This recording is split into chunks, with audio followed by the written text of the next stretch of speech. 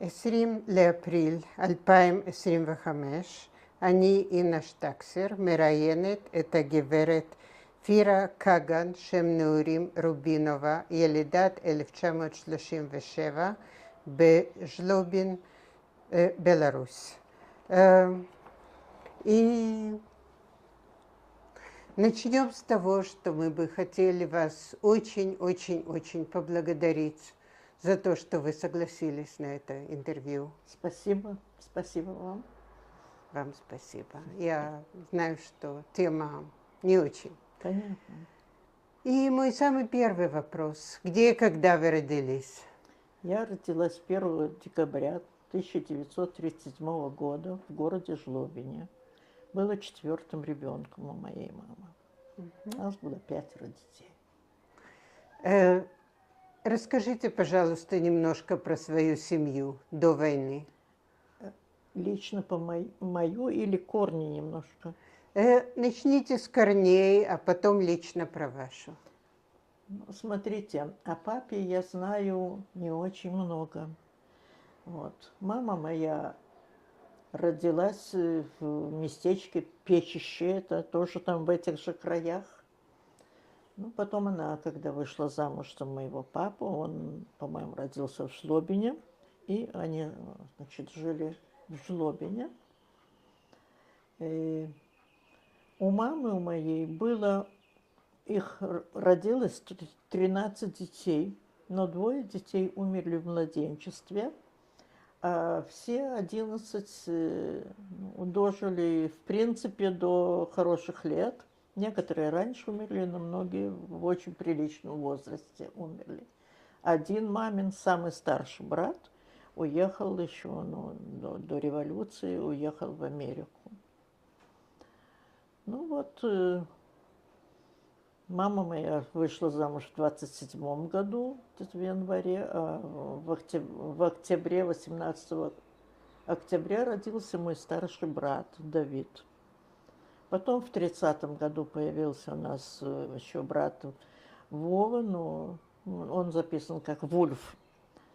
Вот. Потом в 34-м году моя сестра появилась на свет. В 37-м я. И как ее звали? Сима. Сима. И я в 37-м родилась. И в 39-м году родилась наша младшая сестричка Клара.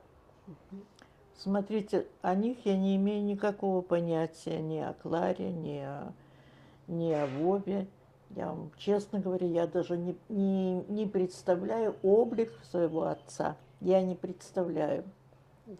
Хотя, когда он умер, мне было 6,5 лет.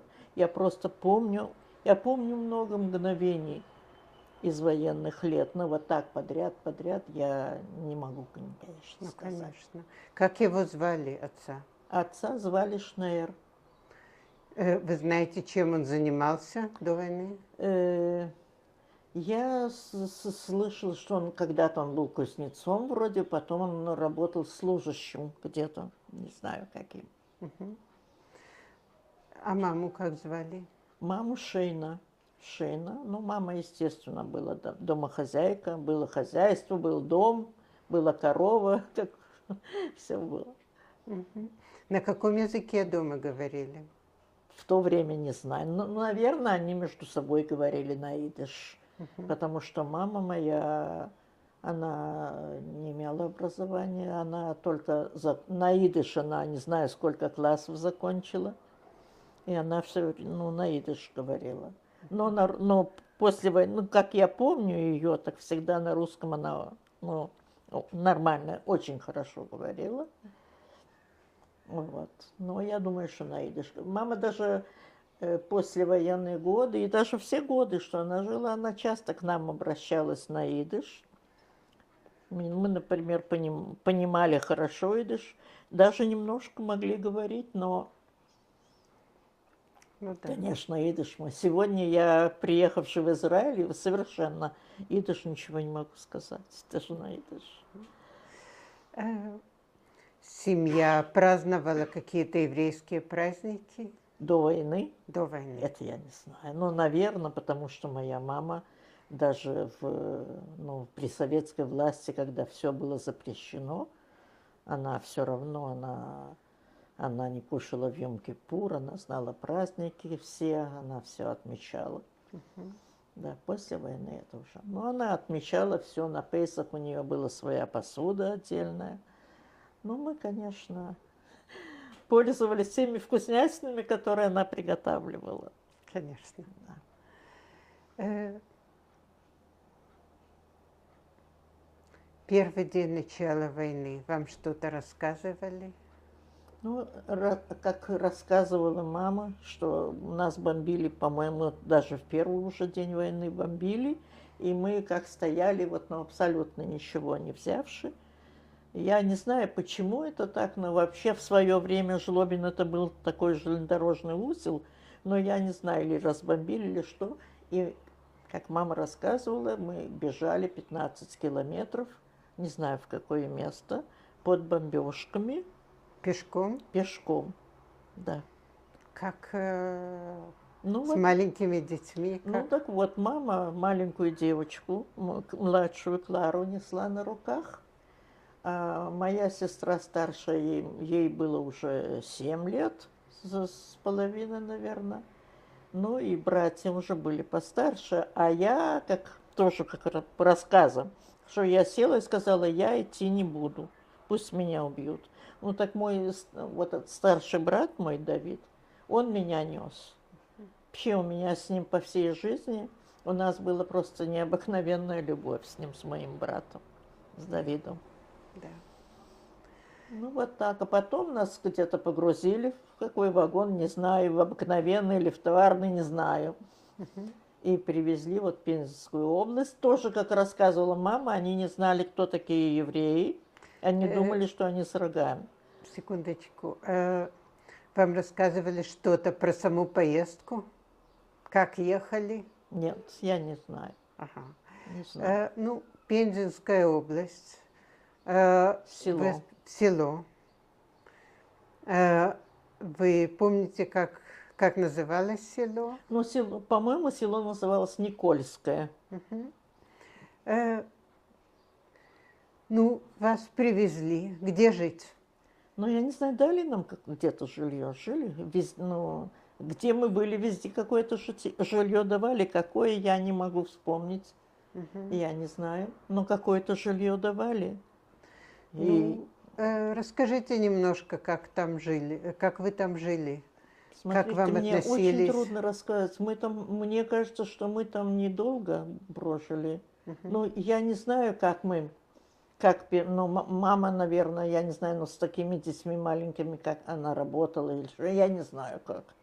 Но брат мой был уже 13,5 лет, он на себе нес груз все время. Папы тогда, по-моему, с нами не было. Вот я тоже, вы понимаете, вот наше поколение, я спрашиваю у моих тех подруг, у всех было то же самое. Вот не было такого, что мы вот, я смотрю, как сейчас, ну, дети моих племянниц, внуки, они очень интересуются. Мы об этом говорили очень мало, расспрашивали потом. Понимаете? Но там у нас случилась беда это где-то, не знаю, в первой половине, или в конце 41-го, или в начале 42-го, я не знаю. Клара, маленькая моя сестренка, и я, мы вместе заболели корью. Я выжила, а она умерла. Это было, конечно, страшная потеря. Я так подробности не помню. Эпизод, который остался у меня в памяти. Окно, и мама бежит вот так, подняв руки, и кричит. Это уже как из больницы или где там она была с ней.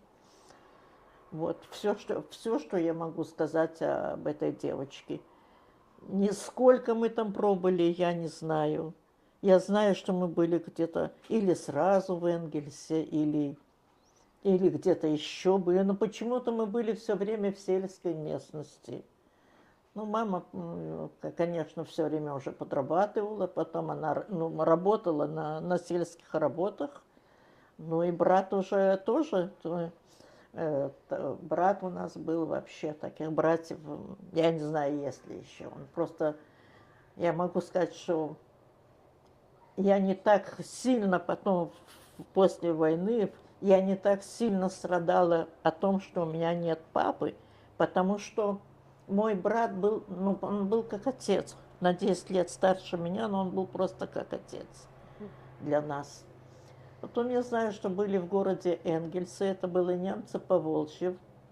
Там рассказывали все, что уходя, они отравили. Все, в общем, там люди как мухи умирали. Мама моя была на грани смерти там, но как-то выжила.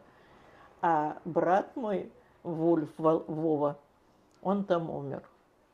Там, ну, я не знаю, голод, все это, голод, холод и такая... Там в этом месте просто люди очень умирали много.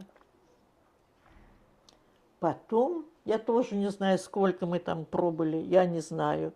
Я только помню, что какое-то место, это было уже другое, где мы жили, тоже не знаю, сколько времени, что там был период 3 месяца, голод самый, ну, в прямом смысле голод. Нам, я не знаю, там это управление какое-то сельское было, что давали в день по тарелке супа из... В ржи есть какой-то сорняк или в пшенице. Из этого сорняка варили суп и нам давали. 3 месяца вот так было. Потом привезли дохлого верблюда, и мы кушали, но мама не кушала. Вот.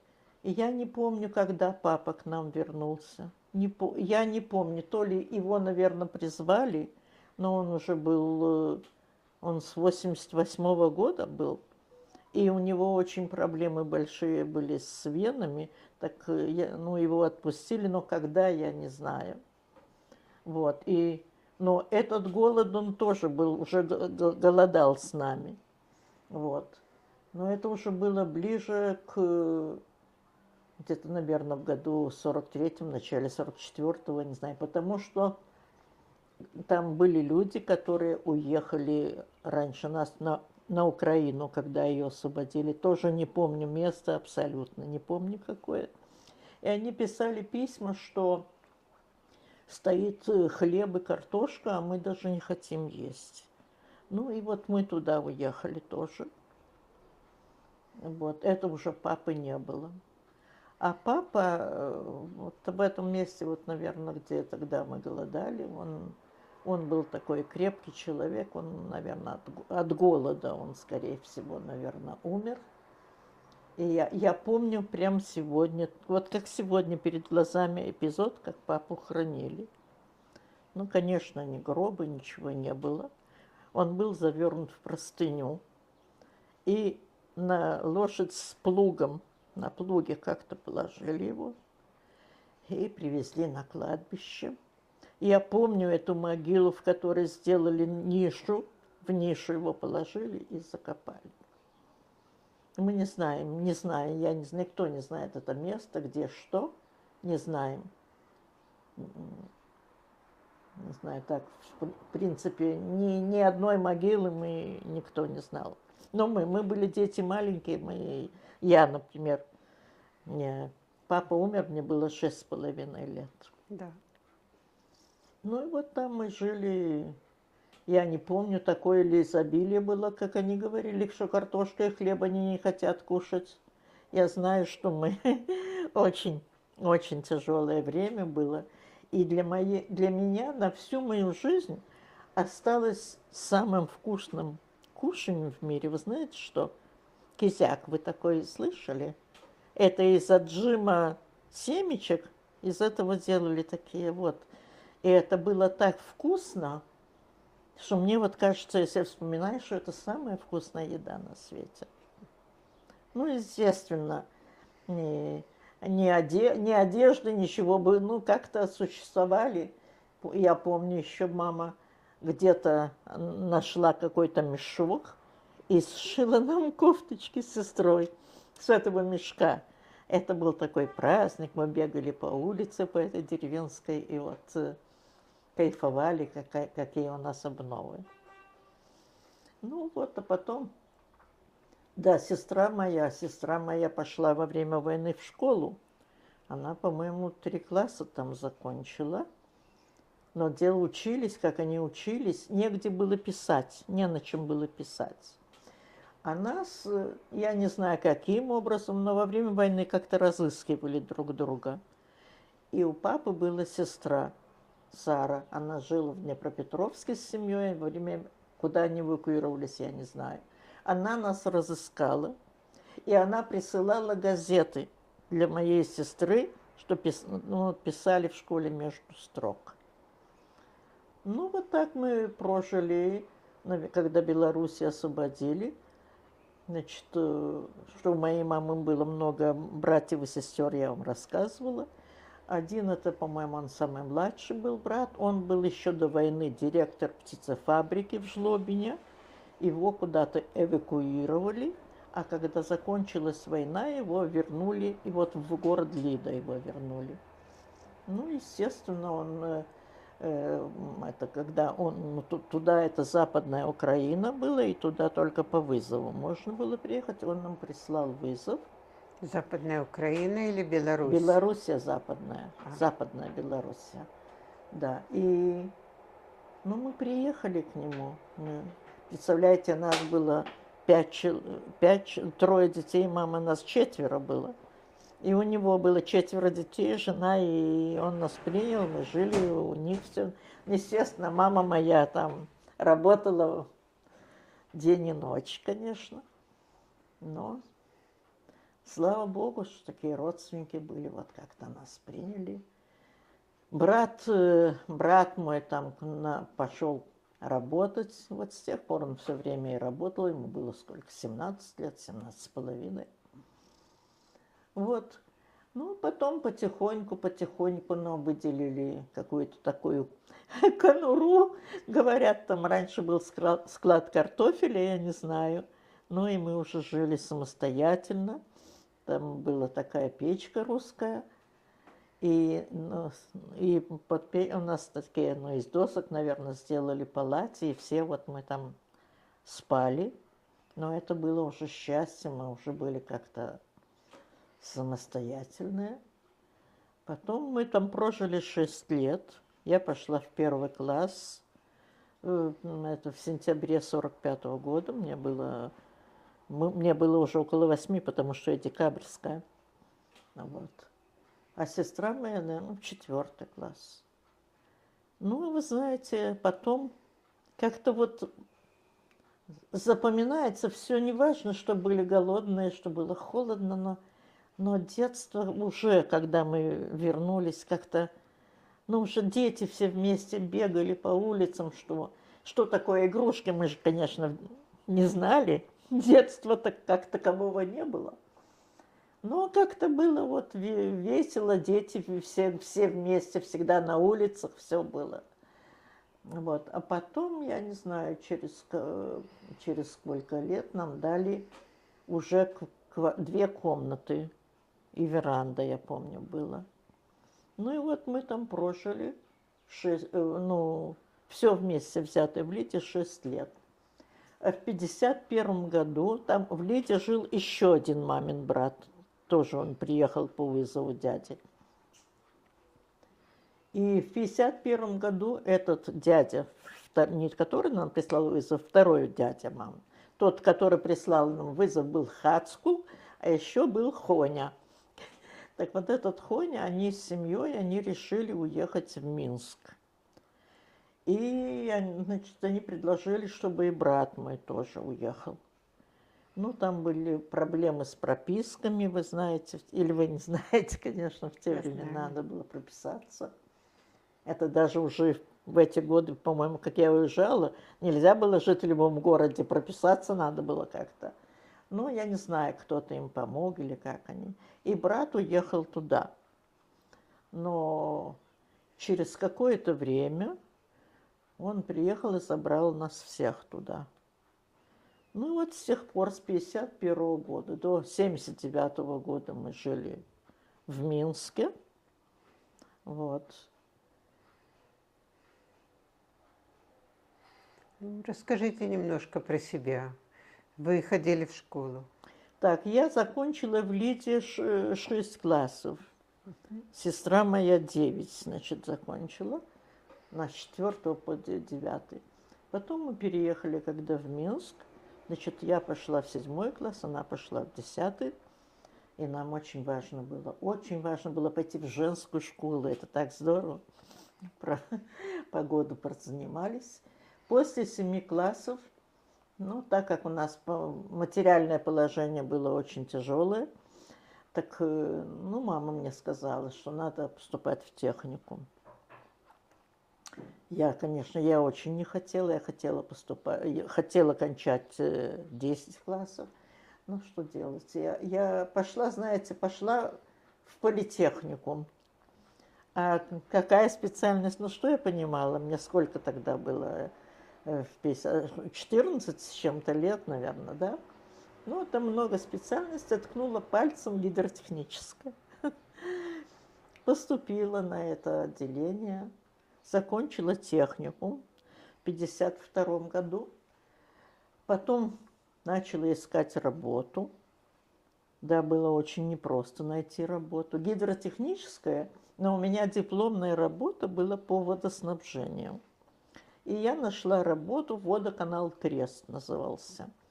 Значит, я нашла работу и сразу же поступила в вечерний институт политехнический в Минске. Ну и вот так 6 лет я работала в этом водоканал Тресте и ходила на занятия вечером. Вот. В 1962 году я закончила институт. Ну, естественно, я оставила эту работу, я перешла на конструкторскую работу в проектную организацию. Вот. И на проектной работе я проработала до отъезда в Израиль, до 1979 года. В 1966 году я вышла замуж. Вот. Первого ребенка я потеряла, был выкидыш. Вот. Потом второго ребенка я родила в 1962-м. Это был мой единственный сын. Вот.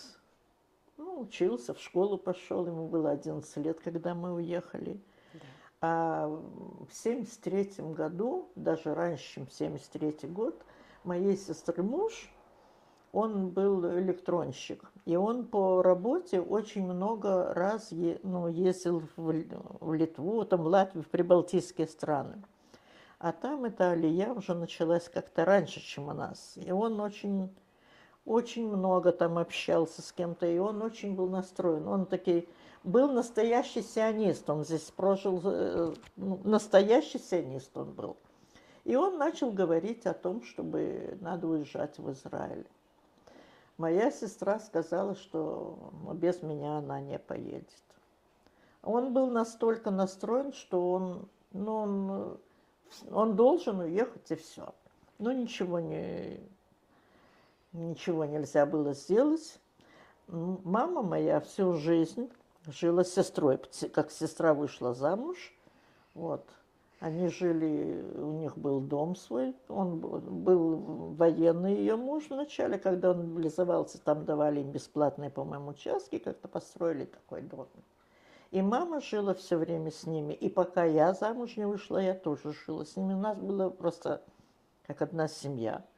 Потом, когда я вышла замуж, так тоже мы жили у них, и в кооперативе у нас там, у меня были очень хорошие друзья, помогли.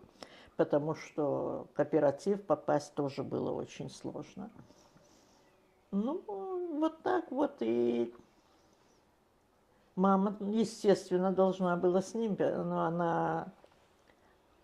но для нее это было очень... Она в этой семье, она очень дружна была со своим зятем, очень. Они любили друг друга, вы понимаете, как сына она его любила, и он ее. Когда она здесь умерла, он так страдал. Понимаете? Ну и в 1973 году они уехали в Израиль. Муж мой категорически не хотел, ни за что. В общем, это было для меня страшная трагедия. Очень, мне эти 6 лет очень тяжело было. Ну, а потом как-то через 6 лет он уже согласился. Ну и в 1979 году мы приехали в Израиль. Знаете, у меня пару вопросов, если можно. День Победы, вы помните? Конечно, конечно. Расскажите мне. А, в смысле, именно в 45-м году? Да. Нет, я не могу, не могу ничего рассказать. Не знаю, У не меня, помню. ага. Еще один вопрос. Я думала, вы имеете в виду вообще. Нет, нет, нет, нет, нет. Мы сейчас там. Еще один вопрос. Я не уверена, что вы знаете, но как ваша семья узнала, что случилось с теми евреями, которые не уехали? Ходили такие слухи, рассказывали очень многое, рассказывали, что, ну, даже вот у дядиной жены, там какая-то родственница, рассказывали, слухи, не знаю, это правда было, нет, рассказывали, что в Жлобине, что ее положили в мешок и распилили пополам. Правда это, я не могу сказать. Слухи такие доходили, но именно о большом Холокосте, вот как о Холокосте, конечно, мы не знали. Знали, что немцы очень свирепствовали, это мы знали. Да. Ну, вся семья, в принципе, все эвакуировались, так что все, слава богу, остались живы, и дети. Только моя мама потеряла полсемьи. Да. Еще один вопрос. Да. Вы лично сталкивались с антисемитизмом? Нет. Я буквально могу сказать, что я не сталкивалась, ну, ни разу буквально. Единственное, что было, это уже после того, когда мои родственники, мама, сестра, все с семьей уехали в Израиль. Я помню, как в очереди в какой-то стояли, и что-то женщина какая-то там, это самое, и на нее стали, ну, естественно, жидовская морда и все такое, и я вступилась за нее. Ну, так я тоже получила. Понимаете? А так, в принципе, нет. Нигде, ни на работе, ни в техникуме, нет, нигде не чувствовала. Не чувствовала антисемитизма. Хотя очень многие рассказывали про всякие такие случаи. Ну, мы уже, в общем-то, почти кончили. У меня только еще парочку. Есть еще что-то, что вы бы могли рассказать про военный период, что Ой, я у меня не есть спросила? очень одно страшное воспоминание, но я просто, я не знаю, мне неприлично даже говорить об этом. Расскажите. Вши. Ужасно. Там, где голод, там всегда они есть. Да. Все время в эвакуации? Или когда? Я не помню. Ну, наверное, ну, потому что мы жили очень, очень тяжело, очень. Ну да. Голодали, что ничего, ну, не знаю, каким-то образом что-то, ну, было, как-то не ходили мы голые боссы, что-то было, но я не знаю, наверное, какие-то подачки, не знаю. Что мы с собой ничего не увезли. Ну да. Ничего. Да, понимаю. После войны вы голодали в Беларуси? Ну, смотрите, мы первое время жили у дяди, ну, так мы все вместе там, ну, как-то более не менее. Потом первые годы, ну, я не знаю, голодать, так как мы голодали 3 месяца, нет, конечно, такого не было. Ну да. Ну, естественно, не было, не было роскошного ничего, но элементарное, наверное, но как-то покушать что-то, но было. Ну Я да. не помню, вдоволь или нет. Мне очень это всю жизнь мешало. Я не имею понятия об отце. Я его, ну, облика не помню. Он носил, у него было вот во время войны, у него, вы знаете, были такие буденовские шапки вот со звездой здесь. Вот у него это, вот я запомнила вот эту вот буденовку на голове его. Я даже облик не представляю его. И что мне еще очень мешает, это уже сестра моя умерла 4 года назад с половиной, так мы тоже с ней очень все время страдали. Почему мы ничего не спрашивали? В Минске жил родной брат папин, с которым мы очень общались хорошо. В Днепропетровске жила его сестра, которая много раз к нам приезжала. Почему мы ничего не спрашивали о папе? Не спрашивали ничего. Мама говорила, было очень хорошее, все это, но у меня даже, облика я не знаю. Я вообще не понимаю, что такое папа. Да. Понимаете, у меня такое ощущение было, папа, что это что, страшное, что вот надо его бояться. Да. И вот так вот потом, когда я вот уже подросла, все, я как-то я не страдала от того, что у меня нет папы. Я не знала его, я его не знала совершенно. Да.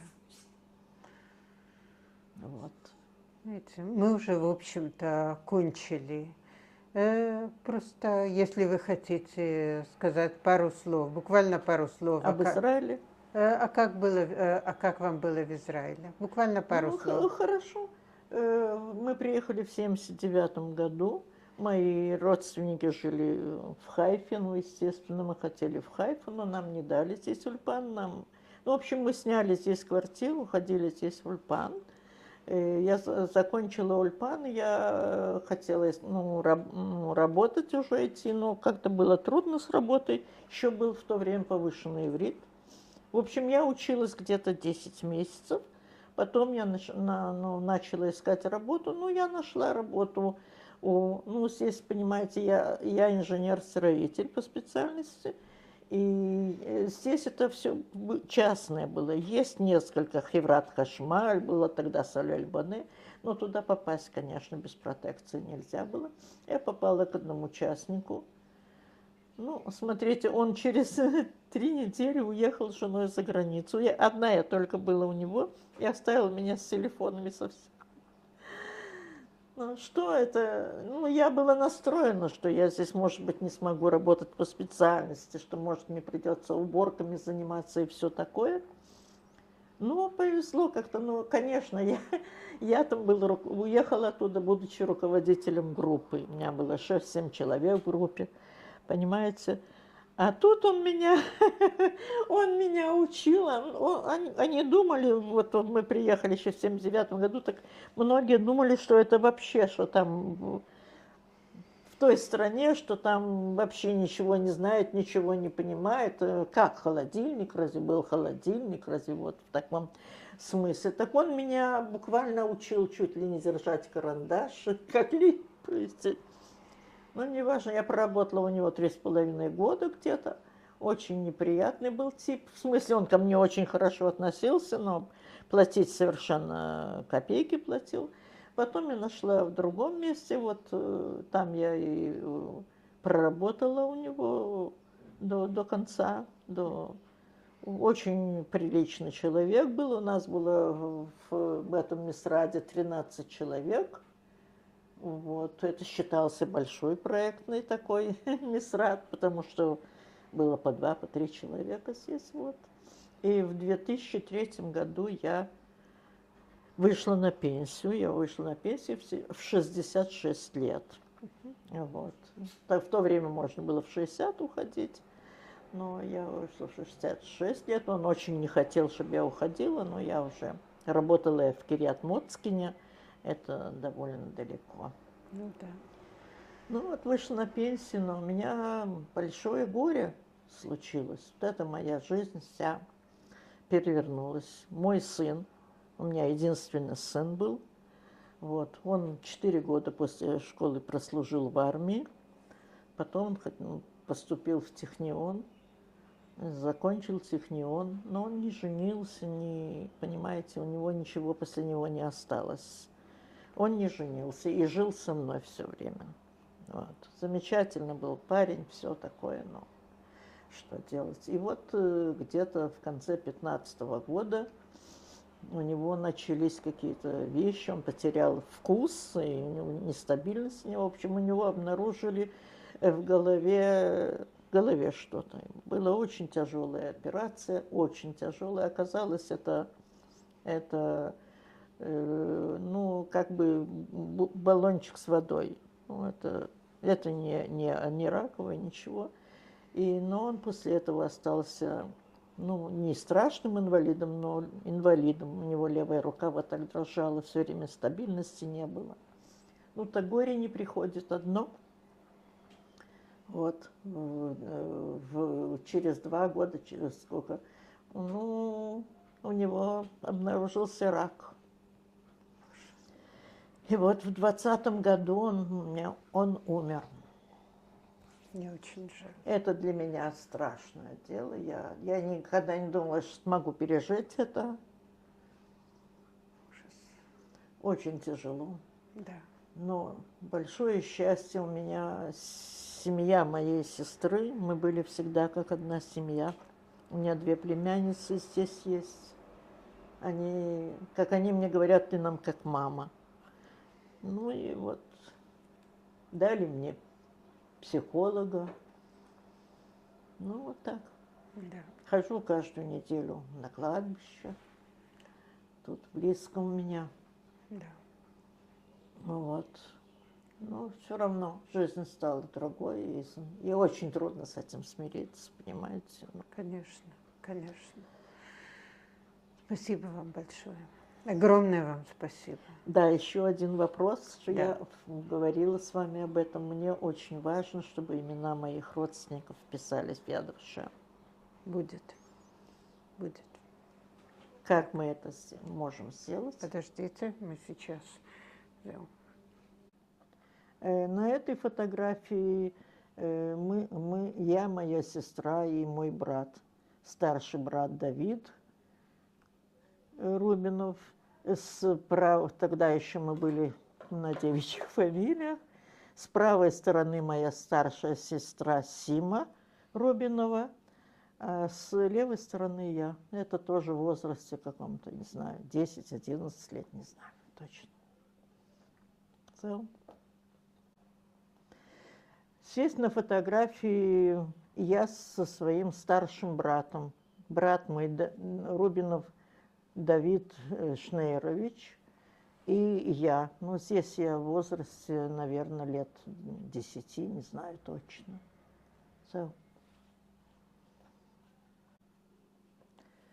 Это фотография наша с мамой.